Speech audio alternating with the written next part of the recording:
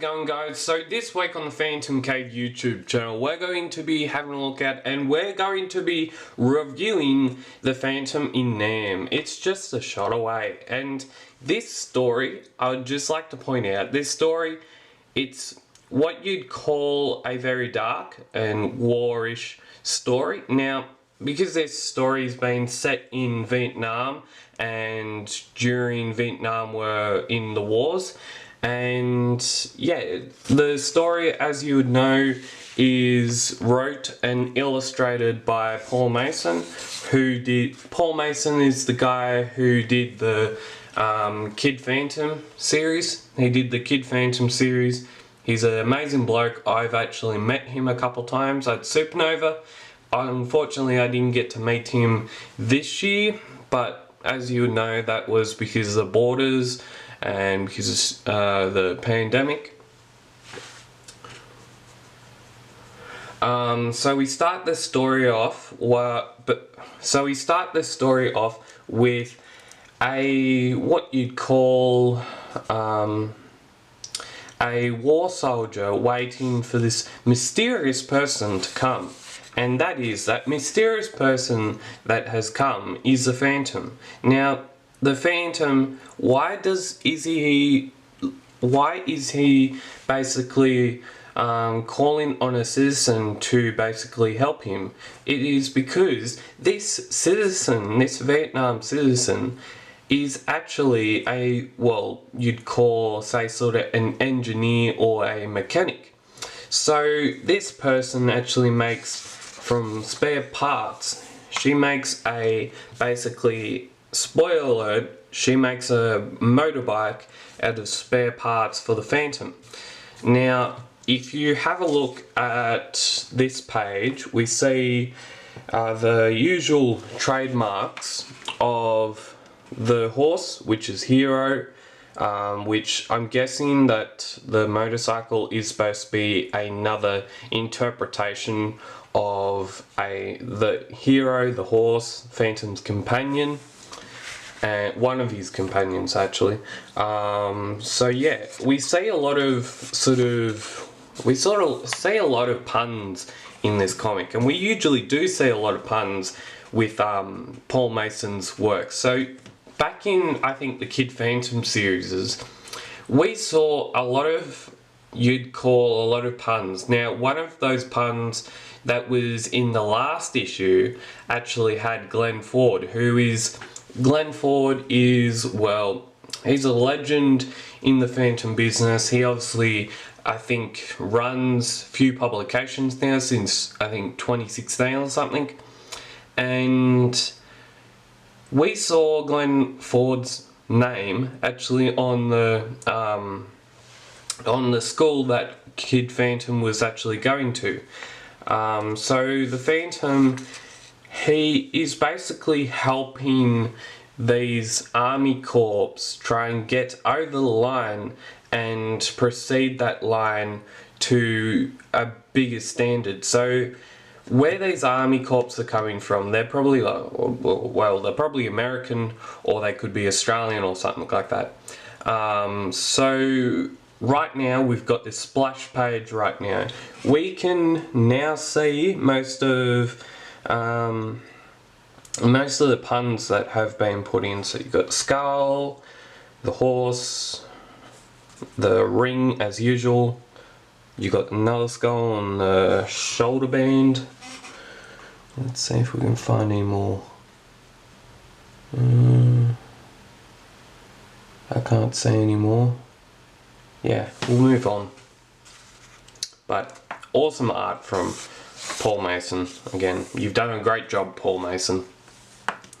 So the Phantom, he's going across the line. He's basically helping this whoever the army corps is, and trying to help their campaign to basically get over the line and try and take this town or something.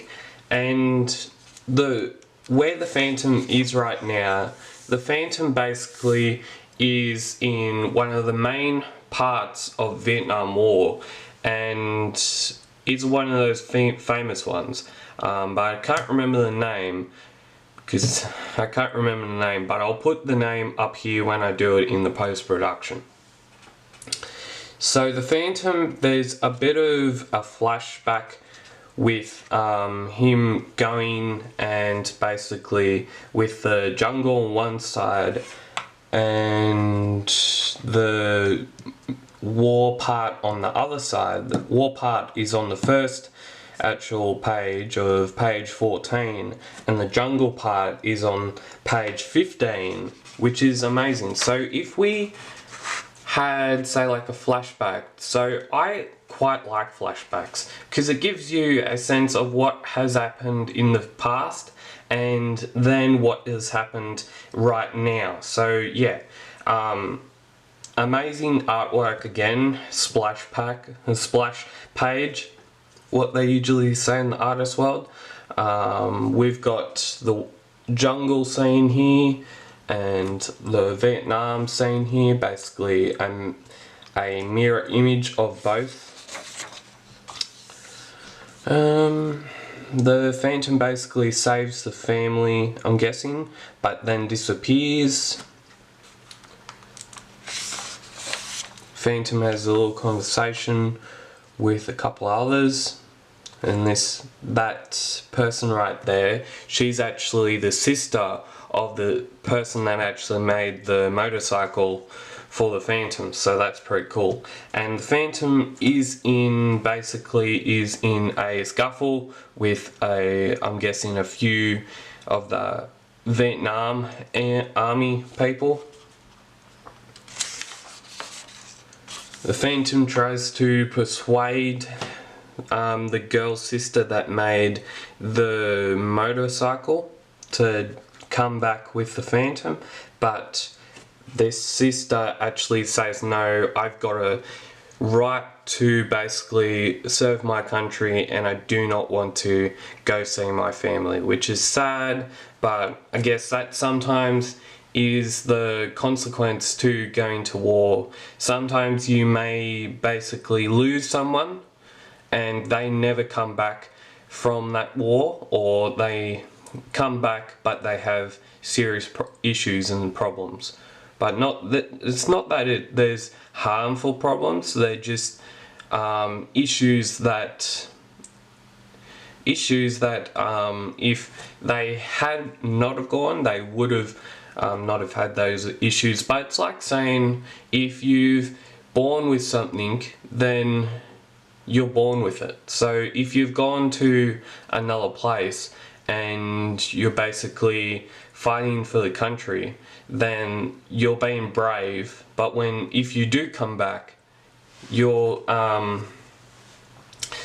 subjected to like sometimes you can be subjected to like a welcoming or something, but that's different in other circumstances.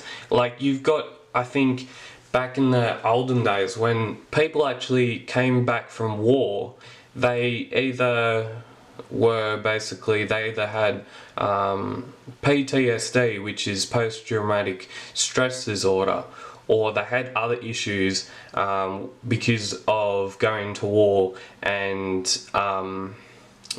having traumatic circumstances with during their participation in war. So the Phantom basically, he's done what he needs to do. He writes a letter. I actually read all this and it's very good. I liked that little bit of an ending and what it says to what has happened, if you came back from war and you get to see your loved ones, that is awesome. But if you don't, well, yeah, it's not great. But as we all know, things happen, and I'm just going to say, lest we forget. And for all the brave people that have gone to war, either came back or have passed away because of, say, injuries or being shot in combat situations, lest we forget. You're brave people, and you should be recommended for your actions that have done, and you're bringing your country, you're one of the bravest people on this planet going to war when many people may not even think they need to, because they don't want to basically get out of their own situation. So we're going to leave that now, and we have a new episode in this comic. So we have a Phantom by Gaslight episode, Riddle of the Grey Malkin. The Phantom is on a hot trail to try and find this lost Malkin cub, which last time with this episode, we saw that one of the Malkin cubs, the Grail Malkin cubs, had actually disappeared. Now, where did that... And that Grail Malkin has been kidnapped. Who did that Grail Malkin get kidnapped by? Yes, it is the Professor. He explains what had happened. The Phantom, as always, is listening in, and, well, we are going to be hitting a very great conclusion to this episode. I've been liking this. I've been trying to read